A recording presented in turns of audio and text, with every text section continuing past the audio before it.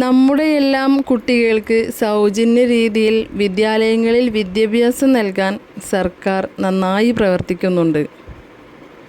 അതുകൊണ്ട് തന്നെ എല്ലാ വർഷവും അതിൻ്റെ റിസൾട്ട് കിട്ടാറുമുണ്ട്. റിസൾട്ടിൻ്റെ കാര്യം പറഞ്ഞപ്പോഴാണ് മന്ത്രി ശിവൻകുട്ടിയെ ഓർമ്മ വന്നത്.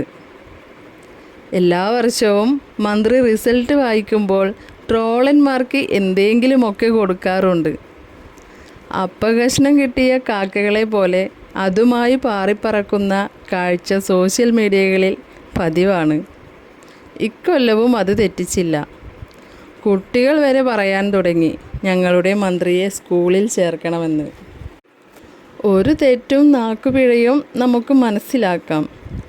എന്നാൽ ഇത് ഒരു അലങ്കാരമായി എല്ലാ വർഷവും കൊണ്ടു നടക്കുക എന്നൊക്കെ പറയുമ്പോൾ എന്തായാലും വീഡിയോ കണ്ടിട്ട് നിങ്ങളുടെ അഭിപ്രായങ്ങൾ പറയുക. ഗ്രേസ് മാർക്ക് നൽകേണ്ടതില്ല എന്ന സർക്കാരിന്റെ ഉത്തരവ് പരിഗണിച്ച് ഈ വർഷത്തെ റിസൾട്ട്